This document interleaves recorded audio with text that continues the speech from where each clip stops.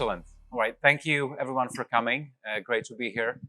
My name is Robert. I lead the customer success team in the MEA region. And I have this great honor to host these gentlemen and talk about retention and how to go about it. So why don't we just start with some introductions and I'll ask every single one of you to talk a little bit about your journey and we'll take it from there. Mohamed, starting with yourself. Hello everyone. This is Mohamed Abd Elsalam. I'm the group head of MAGRABi group, head of CRM, loyalty, customer analytics, and partnerships. I have almost more than 14 years of experience in the area of consumer marketing acquisition and retention strategies. And in the past 5 years, I've been focusing on the marketing technology space when it comes to retention in specific, and I'm happy to share my thoughts on this today. Hi, Shyam Sunder. I head the marketing globally for a travel distribution platform called tbo.com.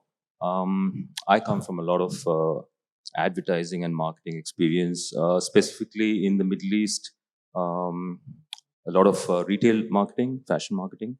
I was at the Landmark Group for a long time, building their businesses. So very happy to be here with you guys.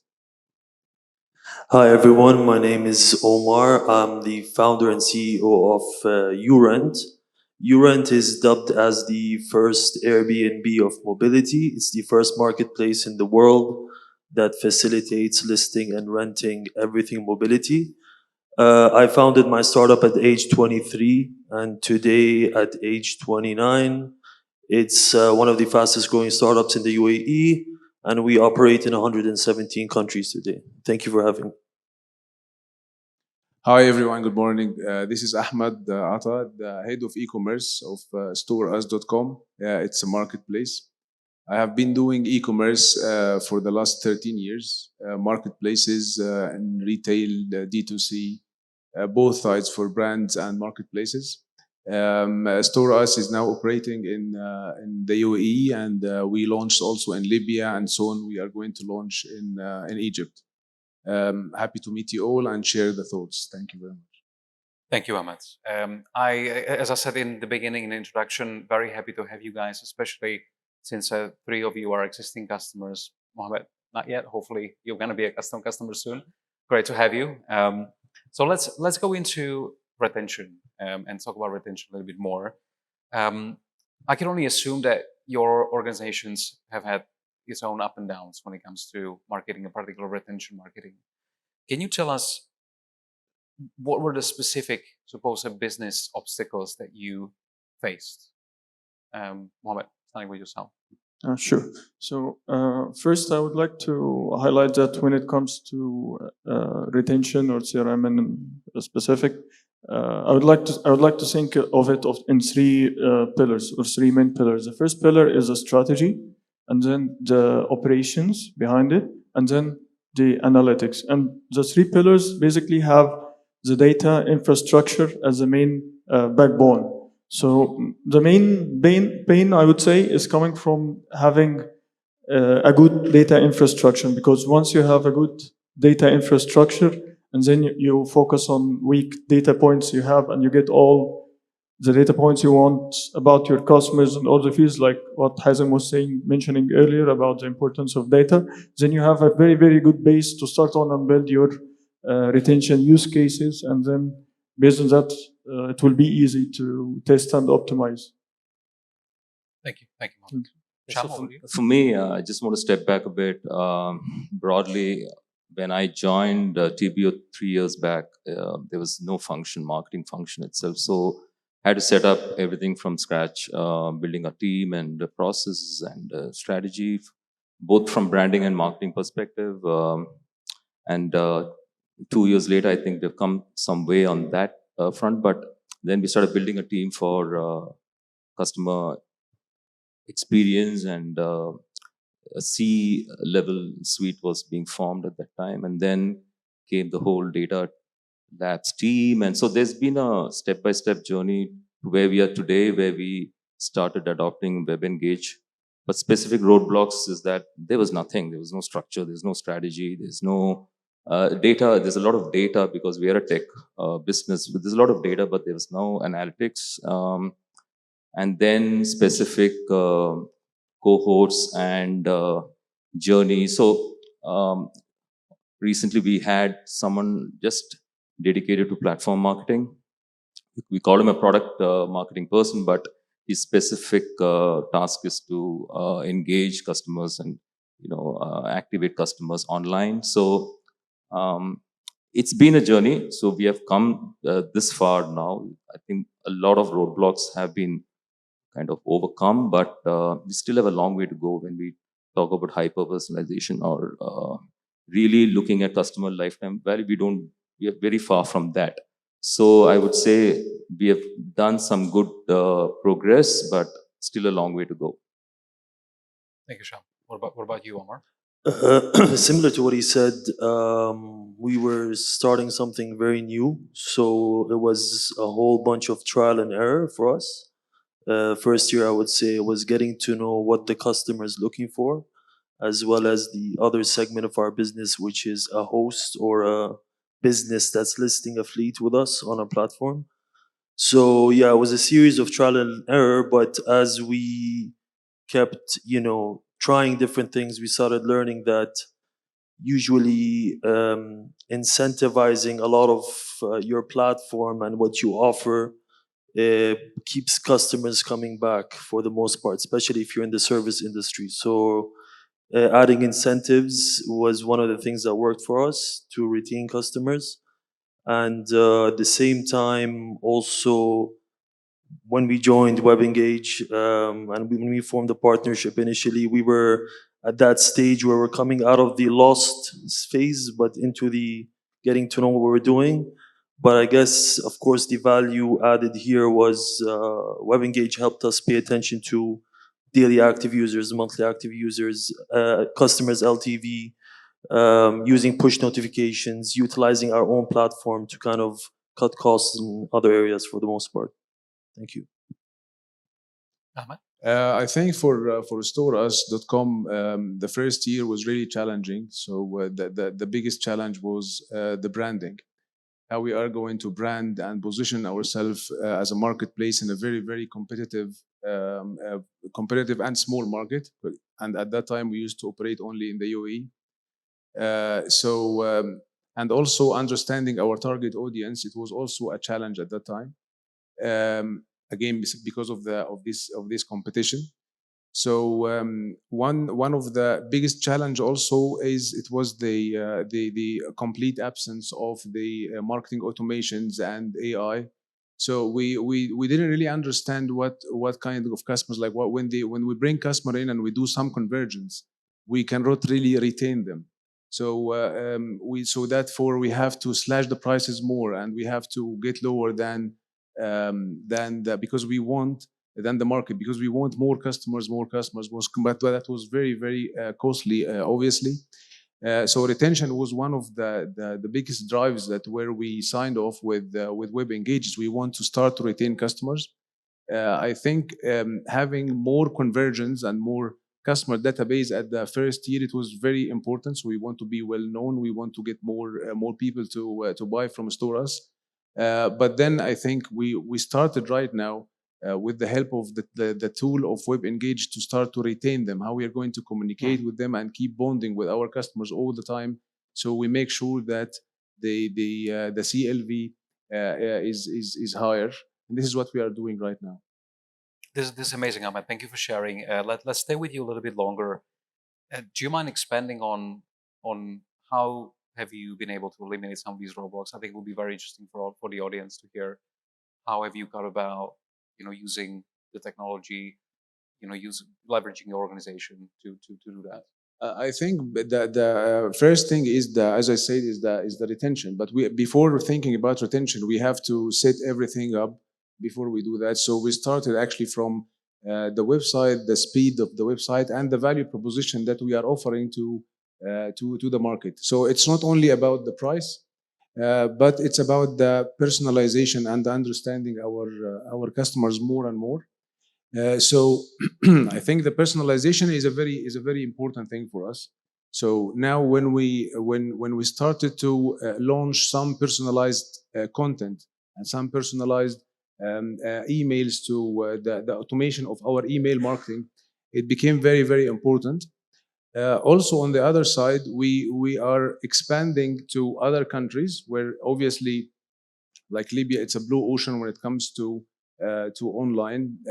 No one is there till now. And also having the operation in Egypt. Egypt is a very big market, so where we can have more population, more conversions, and also we have some connections and some things that we can do. So basically, as I said, not only the retention require a lot of things, and one of that also is increasing the assortment that we have right now on the website. We have a lot still to do. We have 500,000 of products only. So if we compare that to the market, so then we are still in a very early stage. So that we can grab more customers and more segments to our online. Using the tool of WebEngage and applying some journeys that now we keep on communicating customers through like defining the customer personas, and based on that we start to create journeys. I think we have created 3 or 4 journeys till now and still a way to go. Basically, this is our focus right now, to keep our customers and even to acquire more customers. Sometimes acquiring more customers is more expensive. That's why retention always comes first. Thank you. It's been very helpful. Omar, over to you. Do you mind sharing how have you come about eliminating some of these roadblocks yourself in Urent? It would be interesting to hear as well. Learn from you. Yeah, I mean, like I said initially, prior to having WebEngage, obviously we were manually. Let's say we wanted to push a message to the existing customer base, we'd have to use our admin panel and then manually insert every message to every user. So you can imagine that took us hours to do on a day-to-day basis. So basically, these tools that WebEngage came through with and integrated with us basically cut all the time. So now with a single button, we would send one message to 93,000 users at a time with no waiting period. When initially we were paying for SMS marketing and other services that obviously WebEngage had already built in within their system. So yeah, I mean, I can keep going on and on, but I mean, definitely our partnership with WebEngage is still at its start, and I believe there's a lot of things yet to explore together in the future. Thank you. Shyam, any thoughts? Yeah, so if the question is specifically to WebEngage, or Let's keep it general, as we're very curious to know what it doesn't have to be the technology. so like I said, itself. yeah, it's been a journey, but of late we have been trying to measure where are the journeys in terms of customer journeys within the platform. So our customers are travel agents, so each travel agent has got their own kind of demands from their traveler customers. So for us to then look at where they're coming in, where they're dropping off, what are their preferences across destinations, across hotels, all the products which we have. Today we are come to a stage where we have been able to personalize marketing and automate it with WebEngage to a large extent by actually giving him what he wants. So we are getting there in that.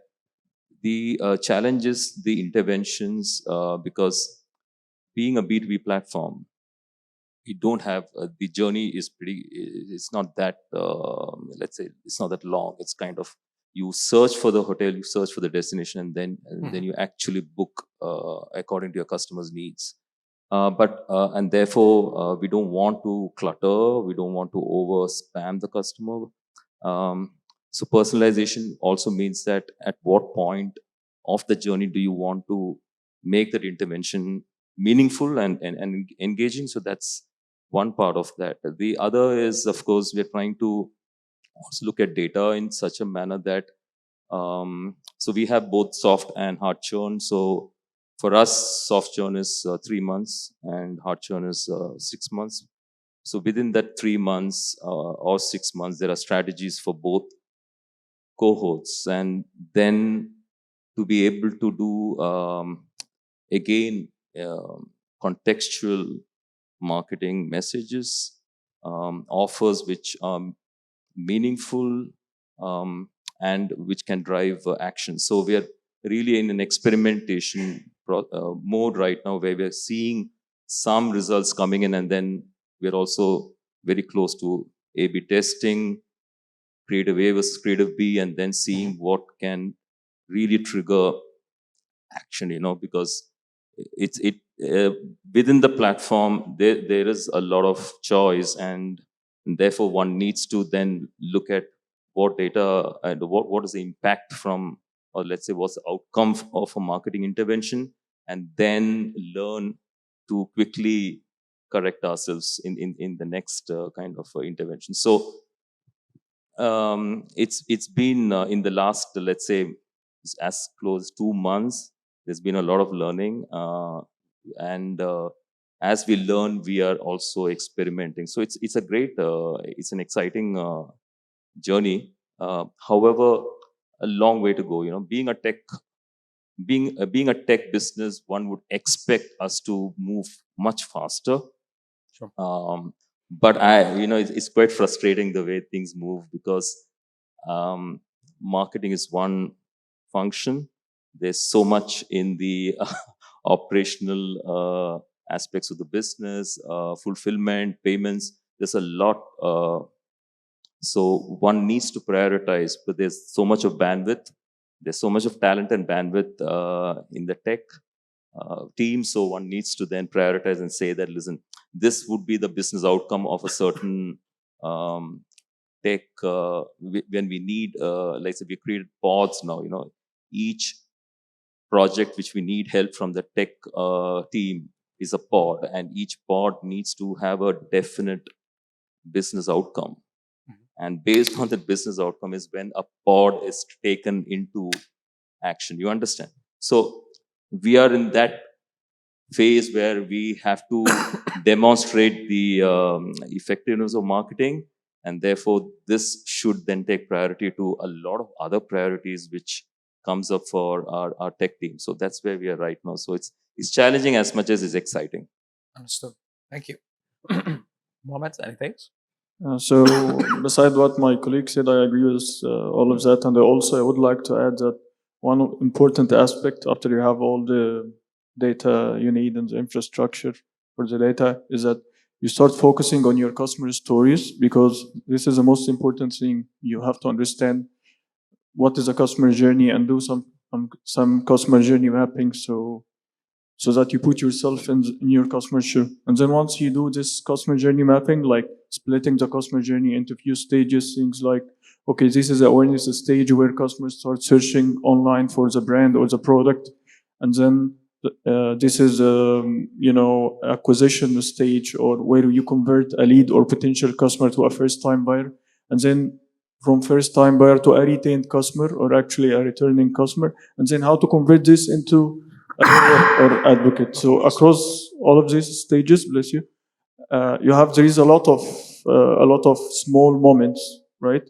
And those small moments is the reasons that you might lose a customer. So first you have to stretch your customer journey map, and then look where you're dropping the most. Like, does it happen when the customer tries a product for the first time and then he doesn't come back again? So it's a product issue, or is it a sales team issue, for example, or a stores team issue in case of brick and mortar stores? Is it a technology issue in case of technology-based companies? So if you put the customer journey in micro journeys, it will help you understand where you're dropping your customers, which in return will help improve the retention rate or decrease the churn rate.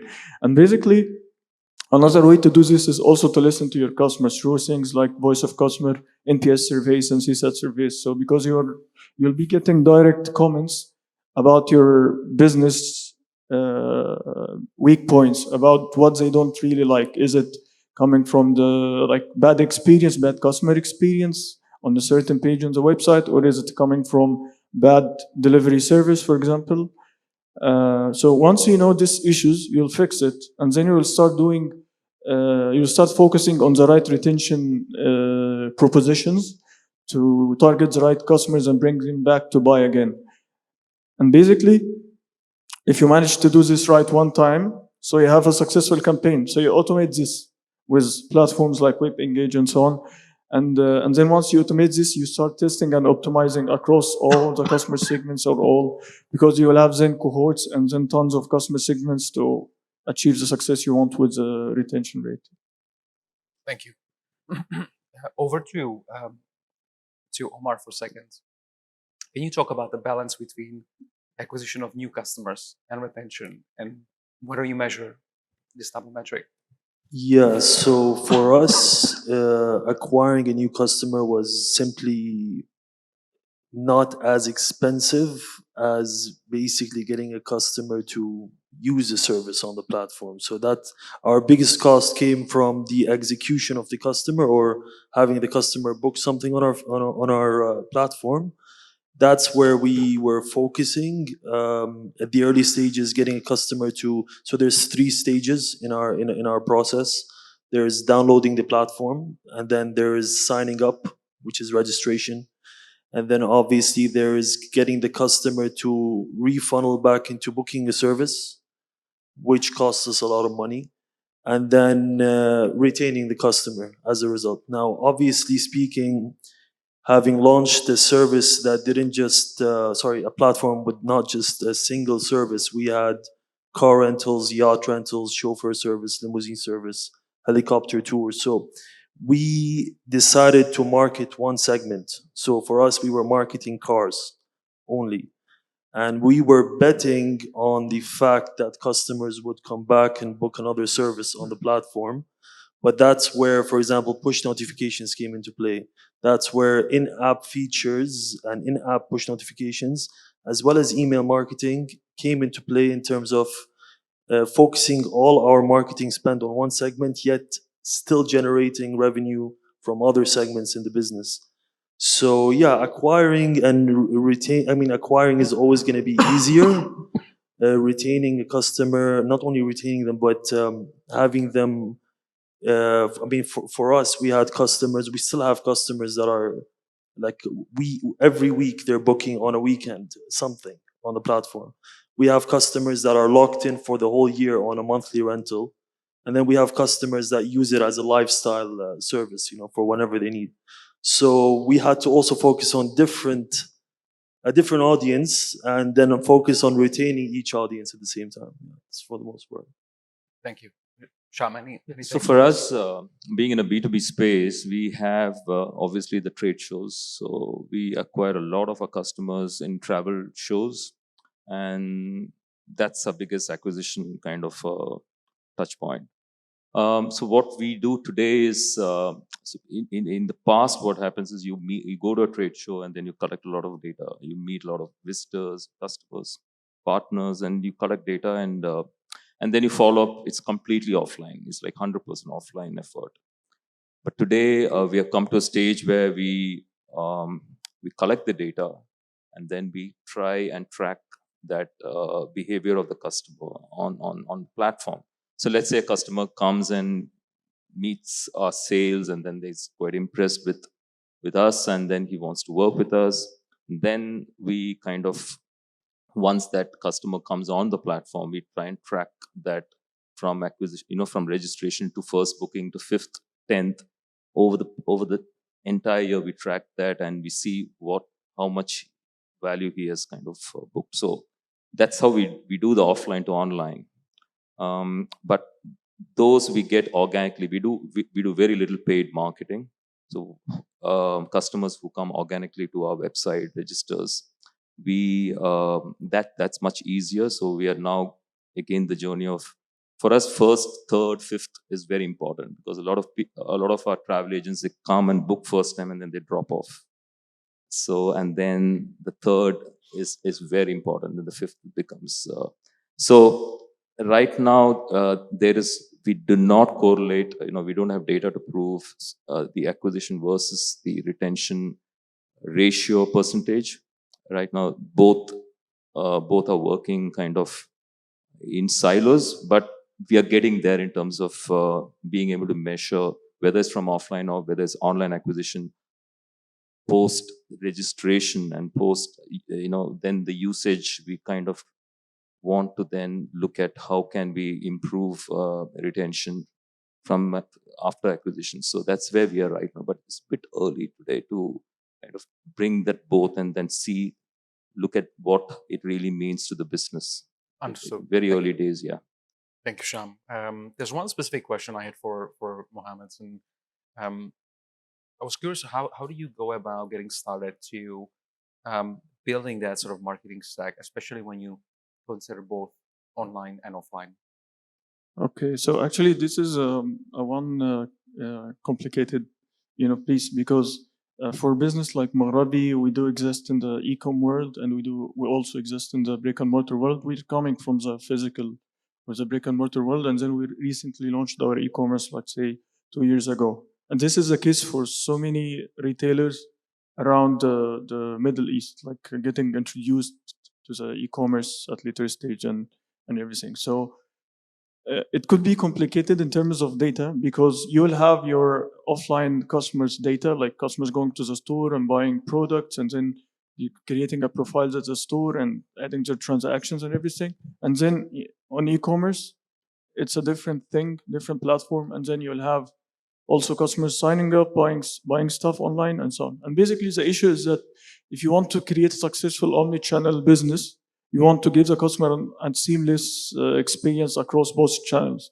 Like, for example, if a customer went and bought something offline, he should be able to see his transaction online and be able to go online as well and see and give them personalization, recommendation, and automated campaigns based on his offline transactions as well. So basically, what we started with is stitching both data, like having a unified customer profile. And this is where the successful retention strategy starts from, like to have a unified customer profile with all the touch points or the data points that could be there, like offline and online. And once you have that, it will be easy to create the automation journeys and retain customers and everything. Thank you for sharing. I do want to be mindful of time. I know I would like to continue, but unfortunately, we have other sessions scheduled as well. Let's open this for a few questions from the audience. Anyone? Avlesh?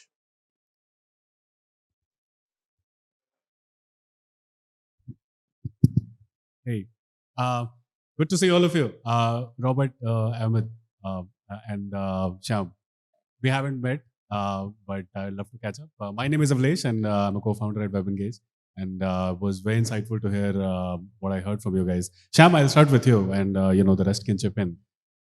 Knowing what you know now, like it's been a few months on the journey, and it's not about WebEngage. It's just generally in the context of retention and setting up this stack. Knowing what you know now, what are a few things that you would have done differently when you set on the retention stack? It could be in the form of setting up your team right, processes right, structures right, or priorities right.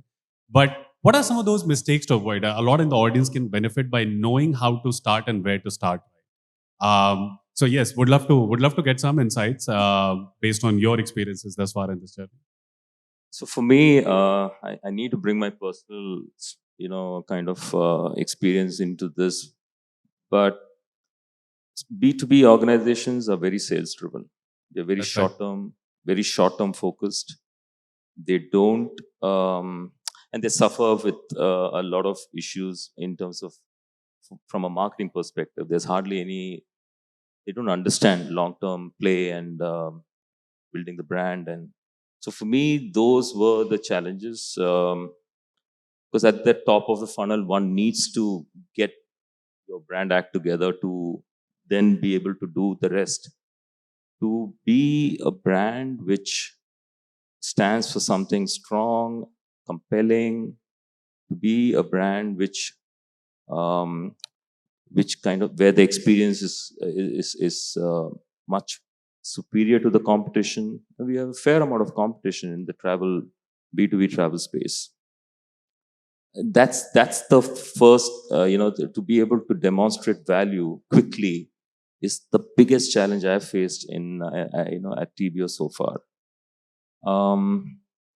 But once that hygiene, let's say, I call it that hygiene phase, kind of getting there in terms of having a brand positioning, purpose, consistency, some standard, some playbooks, some benchmarks, so we're getting that's kind of taken care of now.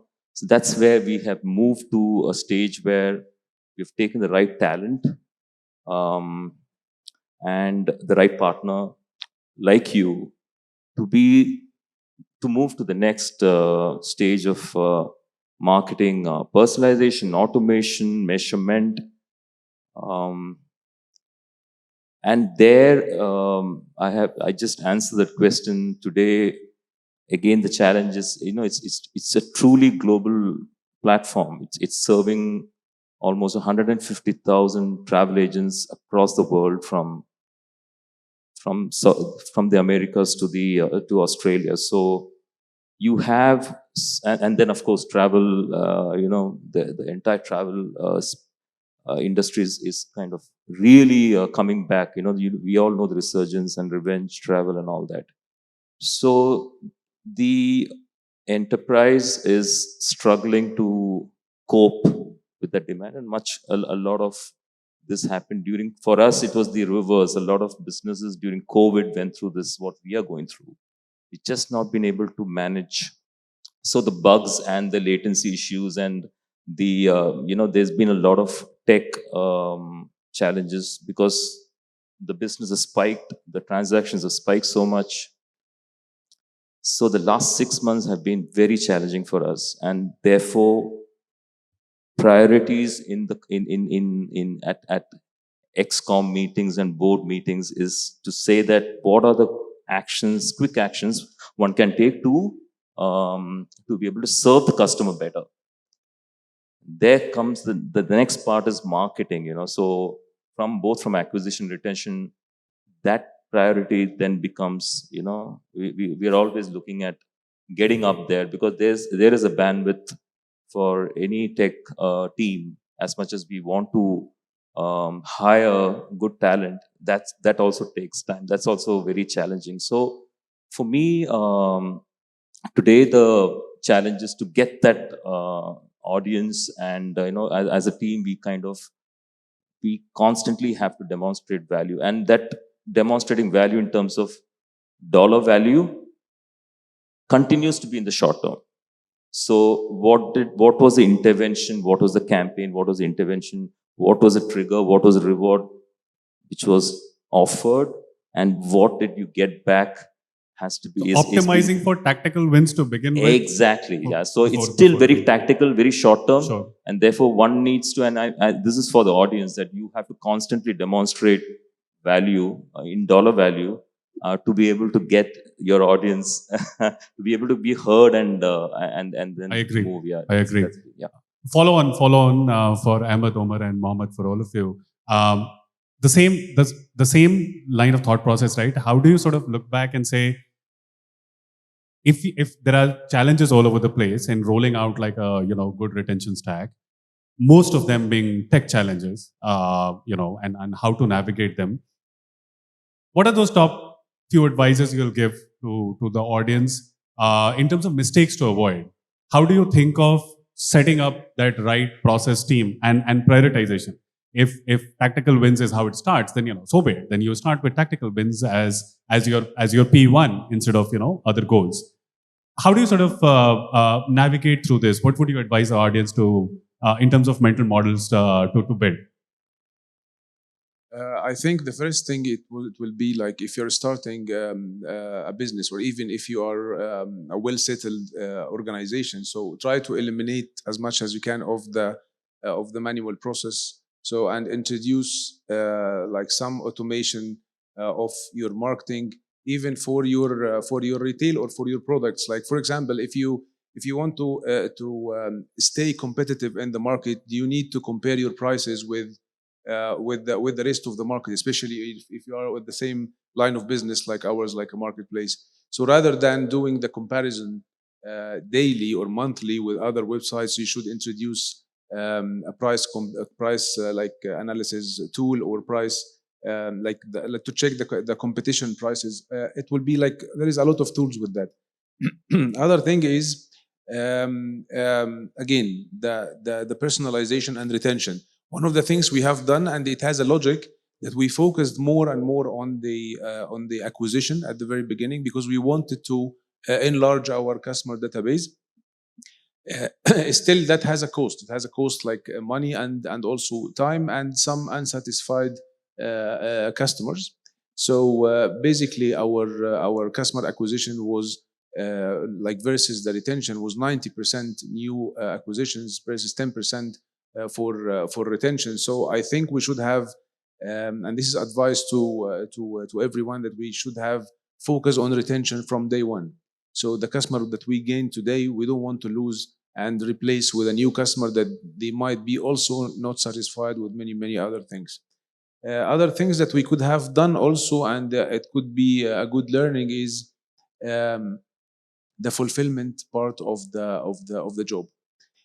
So we had a high rate of at the beginning we had a high rate of out of stock orders which we couldn't fulfill, although if we have our logistic company and outsource company, but still we were facing a lot of out of stock. So for businesses who are starting like similar business to ours, they could have some consignment modules, so they can keep some of the stocks even if they don't have a big warehouse. They can just secure a small warehouse where they can keep the stocks. All do some retail, because obviously retail you will will impact on the retention, because if I bring you in on my website and then I sell something to you, then it's not available or the price was not really guaranteed or whatsoever because of the non-availability of the product with the seller. I mean, in a marketplace. So again, I'm going to lose you because of the bad experience. I think that's pretty much. That was very helpful. So prioritizing automation over manual work, right? That's essentially what you're saying. Omer, Mohammed, anything you guys wish to add, please?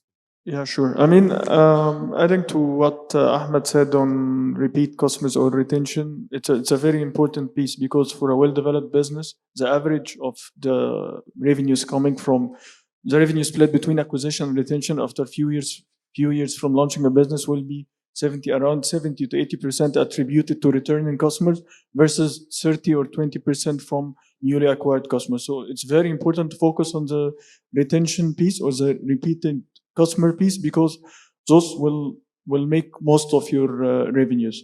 So then you have to understand why are they coming back, because if you did something successful and you did something right, you want to replicate those other segments who is not coming back to buy from you at this stage.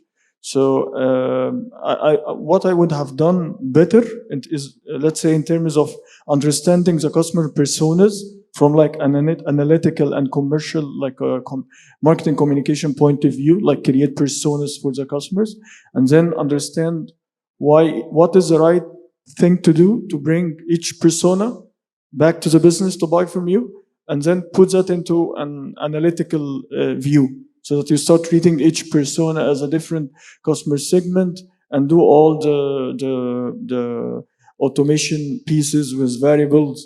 Depends on each of those personas and what they like to do. No, thank you. Anything to add?